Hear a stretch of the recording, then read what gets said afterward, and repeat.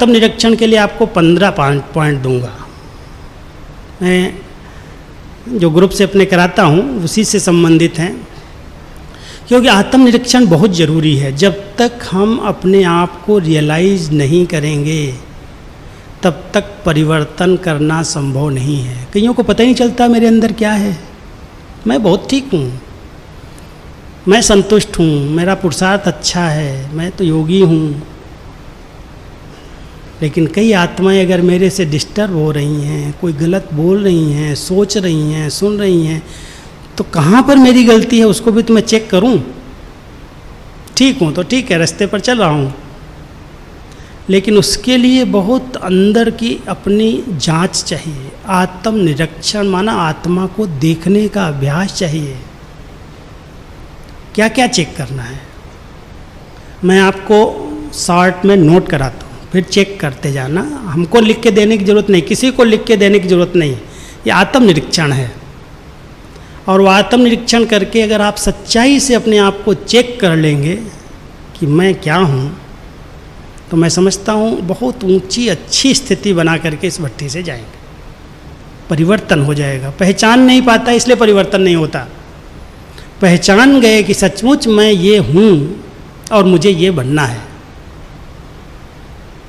तो आज के आत्मनिरीक्षण में मैं आपको 10, 12, 15 पॉइंट नोट कराऊंगा। पहले नोट कर लो, फिर विचार करना।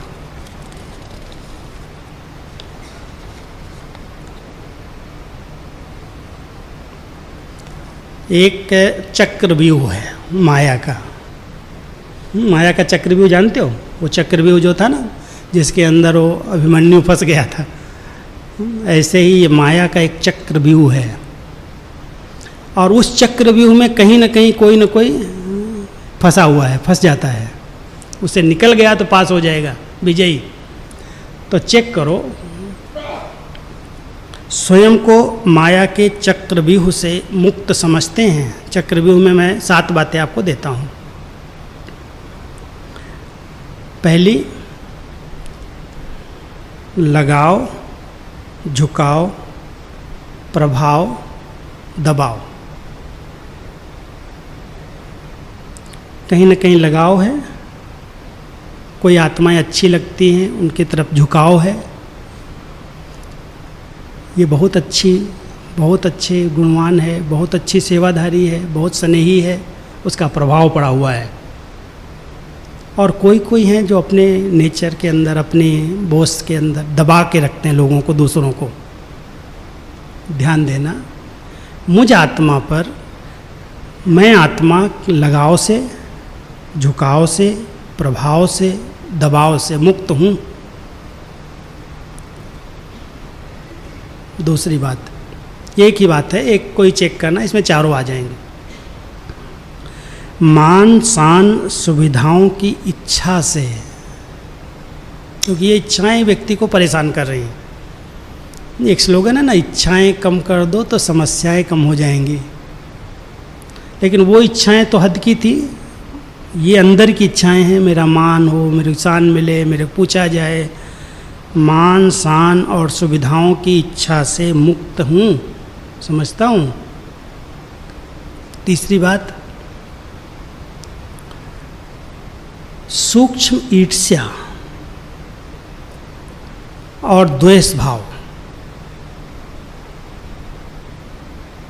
ईर्ष्या को तो आप सब जानते हो, बाबा इसको कहता है काली आग। काली आग है ईर्ष्या। अगर ईर्ष्या किसी से है ना, उसकी सुख में हम दुखी होते रहेंगे, वो आगे बढ़ेगा, हम परेशान हो जाएंगे। अपने जो साधन सुख हैं, सुविधाएं, वो सब भूल जाएंगे। मेरे पास क्या है, इसके पास ये, इसको ये पूछा जाता है, इसको ये मिल गया, इसको ये मिल गया, इसको विदेश जाने का मिल गया, इसको गाड़ी मिल गई, इसको ये साधन मिल। ईर्ष्या होती है तो उससे जलता रहेगा, खुशी गायब हो जाएगी। चेक करना, सूक्ष्म ईर्ष्या व द्वेष भाव से मुक्त हूँ। चौथा, आलस्य बड़ा शत्रु है, सबसे नंबर 1 है। 5 विकारों के बाद छठा नंबर जो है वो पहले नंबर में आ जाता है। मुरली के समय, योग के समय, सेवा के समय बिस्तर छोड़ने का दिल ही नहीं करता। कई हैं समर्पित जीवन में अमृत वेला नहीं करते। मैं जाता हूँ, चक्कर लगाता हूँ। एक दिन क्या हुआ, एक सेंटर पर मैं सोया था, सेवा थी, रात को लेट तक जग रहे थे सब।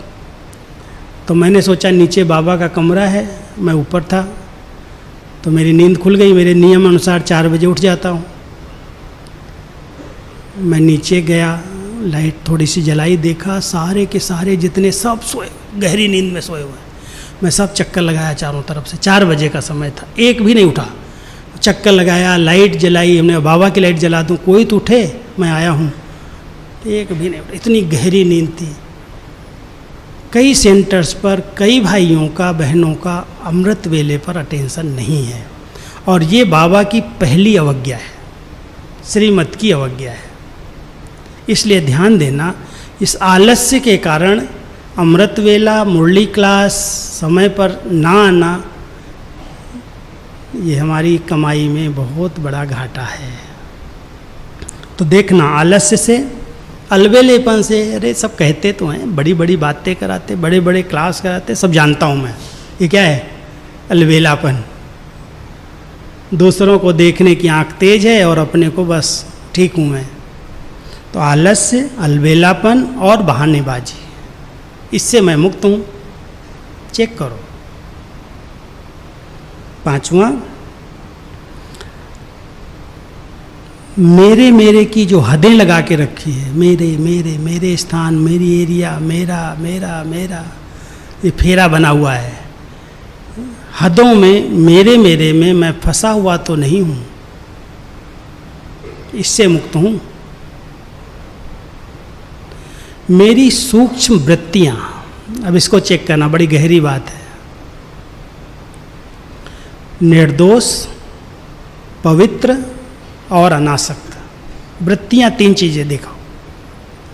मेरी सूक्ष्म वृत्तियाँ निर्दोष, पवित्र और अनासक्त हैं, ये छठी बात है।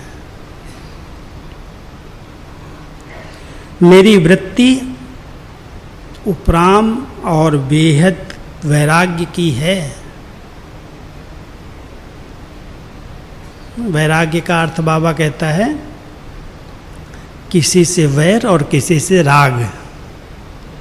वो जो वैराग्य वाली आत्मा है उसका न किसी से वैर होगा, न किसी से राग द्वेष, राग भी नहीं होगा, लगाव भी नहीं होगा। तो वैराग्य वृत्ति, उपराम वृत्ति सदा बनी है। तो ये 7 बातें हुई ना, ये चक्रव्यूह है आत्मा का, चेक करना। बहुत सूक्ष्म चेकिंग है, और इसमें कोई न कोई, कहीं न कहीं थोड़ा बहुत अभी फंसा हुआ है। अगर इससे निकल जाएंगे तो विजयी भव का वरदान मिल जाएगा। तो हम सब इस चक्रव्यूह को पहले चेक करें।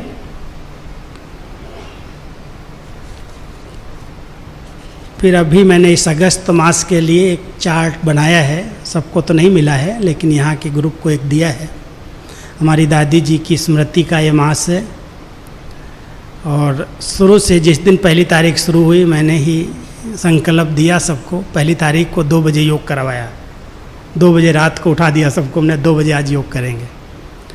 और 2 से 5 योग करने के बाद फिर संकल्प दिया कि 11वां दादी जी का स्मृति मास है, और कम से कम रोज़ 11 घंटे का चार्ट हो सकता है योग का। तो सब सोचने लगे 11 घंटा, बाबा तो 8 घंटा बोलता, आप 11 घंटा बोल रहे हो, बड़ी बात लगी है। हमने कहा नहीं, बड़ी बात नहीं करो, कोई टेंशन लेने की ज़रूरत नहीं है। कम से कम 3 घंटा बैठ के योग करो। 3 घंटा तो हो सकता है ना, सवेरे का समय है, शाम का, नुमाज शाम का समय है, रात का समय है, या बीच बीच में 2-2, 5-5 मिनट मिलता है। 3 घंटा बैठक योग करो, और 8 घंटे में मुरली सुन रहे हो, कर्म कर रहे हो, उसमें ध्यान रखो कि मुझे बाबा की याद बनी रहे। 8 घंटा कर्मयोगी जीवन में रहो और 3 घंटा बैठ के करो। अगर इसमें 11 घंटे का चार्ट किसी ने बना के दिया तो मैं 26 तारीख को मिलूँगा और प्राइज़ दूंगा। उनको बोला है मैंने, ग्रुप को। आप सब ये चेक करना, क्या हमारा 11 घंटे का योग हो सकता है? हो सकता है ऐसे जैसे मैं बोल रहा हूँ। वो तो बाबा निरंतर योगी की बात करता है, लेकिन अगर मान लो थोड़ा हम वायु मुक्ता में कभी इधर उधर होते भी हैं, नहीं रहती स्मृति, तो ऐसा चार्ट बनाया जाए, चेक किया जाए। और उस चेकिंग में मैंने 5 बातें रखी हैं।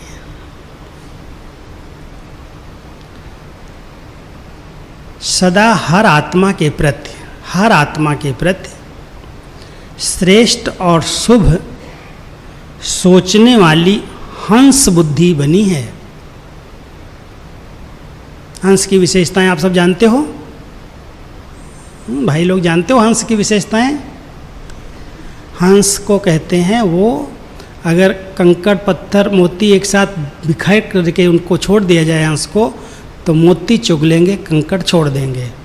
अगर दूध और पानी मिक्स करके उनके आगे रख दिया जाए तो दूध पी लेंगे, पानी छोड़ देंगे। ऐसे कहावत है। अभी क्या है प्रैक्टिकल मैंने देखा नहीं, लेकिन बाबा अपने बच्चों को कहता है ये मेरे बच्चे होली हंस बच्चे हैं।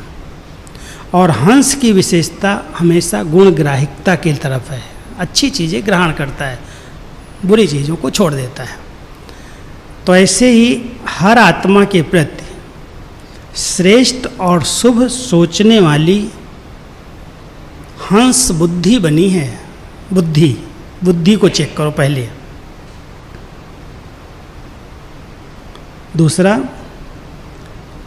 हर आत्मा के प्रति श्रेष्ठ कल्याण की हंस वृत्ति। हर आत्मा का कल्याण हो, हर आत्मा आगे बढ़े, हर आत्मा की उन्नति हो, ये कल्याण की वृत्ति, एक बुद्धि, एक वृत्ति सदा रहती है। किसी भी आत्मा के अकल्याण की बातें सुनते, देखते, क्या मैं अकल्याण को कल्याण की वृत्ति में बदल सकता हूँ? बहुत बड़ी बात है ये। वो गलत कर रहा है, उसमें यज्ञ का अहित होने वाला है, किसी का भी अहित हो सकता है, नाम बदनाम हो सकता है, और मैं उसको देख लूँ, उसके बारे में सुन लूँ और मेरी वृत्ति में रहे, उसके कल्याण को मैं उसके कल्याण में चेंज कर दूँ। थोड़ा सोचना इस पर, ये बाबा के शब्द हैं, मेरे नहीं हैं। बहुत बड़ी मंजिल है ये, क्योंकि आज जो लोगों में टकराव की पैदा हो रही स्थितियाँ, ये ऐसा करता है ना, इसलिए मुझे गुस्सा आता है। इससे इतना नाम बदनाम हो रहा है, देखो ऐसा कर रहा है, ये ऐसा कर रहा है, ये ऐसा कर रहा है। नाम बदनाम वो कर रहा है, गुस्सा हम कर रहे हैं। खाता किसका बनेगा? बहुत गहराई से चेक करना, क्या उसको भी मैं कल्याण की वृत्ति में चेंज कर सकता हूँ? मेरे इसके व्रत कोई उसके गलत ख्यालात न चलें। जो करेगा वो पाएगा, और बाबा ऊपर से देख रहा है, गाइड करेगा। नहीं करेगा तो इसका अपना खाता बनेगा। मुझे अपने बुद्धि को, वृत्ति को खराब नहीं करना है। बहुत गहरी चेकिंग है, और जिसने ये चेकिंग कर ली ना, उसकी स्थिति बहुत मज़े की रहती, उपराम, ठीक, खुशनुमा। क्यों मैं अपनी बुद्धि खराब करूं? इसने ये किया, उसने ये किया, इतने इतना नुकसान कर दिया, उसने उतना नुकसान कर दिया। सब जानते हैं मैं समझदार हूँ, मैं जो कर रहा हूँ ठीक कर रहा हूँ, कोई को करेक्शन करने की ज़रूरत नहीं है। मेरी जहाँ जवाबदारी नहीं है, मैं उनके बीच में फंस करके अपनी बुद्धि क्यों खराब करूँ? जो अपने डिपार्टमेंट की बातें, चलो उनके लिए ध्यान दो, जवाबदारी से उसको ठीक करो, संभालो। लेकिन इतने बड़े यज्ञ में अगर मैं सब चीज़ों में इंटरफेयर करने लगूँ, यहाँ ऐसे क्यों किया, यहाँ ऐसे क्यों बना दिया, यहाँ ऐसे नहीं करना चाहिए, तो क्या होगा? हमारी स्थिति बिगड़ेगी ना। ध्यान देना इस पर। तो इसलिए आत्मा के अकल्याण की बातें सुनते, देखते अकल्याण को कल्याण की वृत्ति में बदल सकता हूँ। क्या सर्व आत्माओं के प्रति रूहानी आत्मिक स्नेह की दृष्टि पवित्र हंस दृष्टि रहती है? आत्मिक स्नेह की दृष्टि, पवित्र हंस की दृष्टि, माना उसकी विशेषताएं ही दिखाई दें, कमी कमजोरी पर हमारी नज़र न जाए। बाबा ने कुछ दिन पहले एक बहुत अच्छी मुरली सुनाई थी। बच्चे, आजकल की मजबूरी है ये, क्या है ये हमारे हाथ में? चश्मा। कोई तो मजबूरी के कारण लगाते हैं और कोई फैशन के कारण लगाते हैं। बच्चे अगर चश्मा लगाने की आदत है तो विशेषता देखने का चश्मा लगा लो। जैसे कहते हैं ना, कोई हरा चश्मा लगा लेता है तो सब चीज़ें हरी हरी दिखाई देती। धूप इतनी तेज पीली दिख रही है, अगर आप जाएंगे बीच में काला चश्मा लगा के तो काली काली दिखाई देने लगी है। बाबा भी हम सबको कहते हैं, बच्चे पवित्र हंस दृष्टि बनाओ और इसमें विशेषता देखने का चश्मा पहन लो। कोई भी ऐसी आत्मा नहीं है संगम युग पर जिसके अंदर कोई भी विशेषता न हो। हर आत्मा के अंदर कोई न कोई विशेषता है, और उस विशेषता पर अगर मेरा ध्यान जाता है तो मैं समझता हूँ मेरी स्थिति बहुत अच्छी बन सकती है। अगर मैंने उसकी कमियों को नोट किया, विशेषताओं पर ध्यान नहीं किया, तो उससे नफरत हो जाएगी, घृणा होगी, दूरी हो जाएगी। इसलिए ध्यान देना है। हंस दृष्टि रहती है मुख से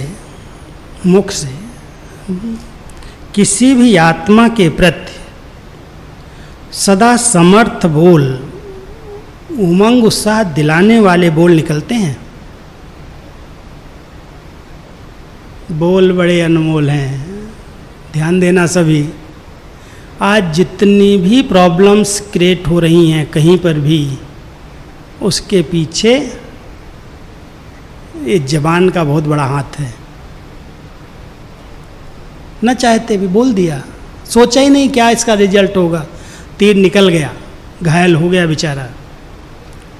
इसलिए बाबा हमेशा हम बच्चों का ध्यान खिंचवाते हैं, बच्चे पहले सोचो समझो फिर बोलो। कहते हैं तौलो फिर बोलो। इसलिए बोल जो निकल रहे हैं वो बहुत मधुर, सम्मानजनक, किसी को आगे बढ़ाने वाले, किसी को उमंग उत्साह में लाने वाले हैं। या हमने बोल दिया और घायल हो गया बेचारा, निराश हो गया, दिल शिकस्त हो गया, फीलिंग ले आई। इस पर ध्यान देंगे तो संगठन एक रहेगा और कभी भी टकराव की स्थिति नहीं बनेगी। तो चेक करना, क्या मेरे बोल सदा समर्थ, उमंग उत्साह वाले, उमंग उत्साह दिलाने वाले हैं। और एक बात है, मन, वाणी और समय, ये तीन शक्तियां हैं। एक मन की शक्ति, एक वाणी की शक्ति और तीसरी संगम के समय की शक्ति। ये तीनों सफल हो रही हैं।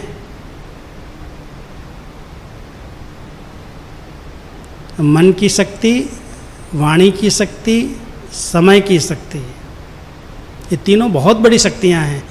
क्या ये तीनों शक्तियां सफल हो रही हैं? ये चार्ट चेक करना सभी। ये आत्म निरीक्षण खुद का खुद करने की आवश्यकता है। लॉ और ला, प्यार और कायदे हैं, जिसको बाबा कहते हैं न्यारे और प्यारे। लॉ और ला का बैलेंस है। कभी लॉफुल बन जाते हैं तो प्यार लुटा देते हैं, कभी लॉफुल बन जाते हैं तो कायदे पर बस कुछ भी करे। बाबा बैलेंस सिखाता दोनों का। तो ला और लॉ का बैलेंस है। कोई भी कायदा, कोई भी बना हुआ यज्ञ का कानून स्वयं के हाथ में तो नहीं ले लेते। बड़े बैठे हैं, निमित्त बैठे हैं, कोई भी बात है बिना श्रीमत के आपको अपने हाथ में ला नहीं लेना है। कई बातें होती सेंटर्स पर, फटाफट जाके पुलिस में कंप्लेन करके आ गए, इधर करके आ गए। अरे भाई पूछो तो, अपने हाथ में लॉ क्यों लिया? किसने आपको राय दी? किसने श्रीमत दी थी? तो कई ऐसे आज जो हो रहे हैं गलत काम, जो हमारी सिर्फ डिससर्विस हो रही है, उसका कारण है कि हम समझते हैं हम जवाबदार हैं, हम समर्पित हैं। फटाफट अपने हाथ में लॉ लेते, कानून उठाते और कंप्लेन करके आते, या हाथ चला देते या गुस्सा कर लेते। तो ध्यान देना कि मुझे अपने हाथ में कोई भी कानून नहीं लेना है। कभी भी कोई बात है, निमित्त आत्माएं हैं, जोन है, हेडक्वार्टर है, बिना श्रीमत और मर्यादा के कोई भी कायदे का उल्लंघन ना हो। जो भी करना है पूछो, छुट्टी मिलती है भले करो, लेकिन बिना पूछे नहीं करना है।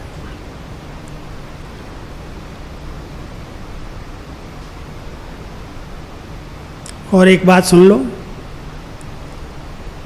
बाप दादा और निमित्त बने हुओं के साथ सच्चाई, सफाई और क्लियर कनेक्शन है। जो भी बाप दादा या निमित्त बनी हुई बहनें हैं, बड़े हैं, उनके साथ सच्चाई, सफाई और क्लियर कनेक्शन है। छिपाते तो नहीं हैं कुछ भी। अगर छिपाएंगे तो बाबा कहता है छिपाते छिपाते छिप जाएंगे। इसलिए अंदर बाहर बहुत साफ स्वच्छ रह करके बाबा चाहता है मेरे बच्चों की कथनी और करनी एक जैसी बन जाए, अंतर दिखाई न दे। तो अंतर्मुखी होकर के चेक करना, अंदर जा कर के चेक करना कि सचमुच मेरी स्थिति अभी तक क्या है, मैं कहाँ खड़ा हूँ, किस स्टेज पर हूँ,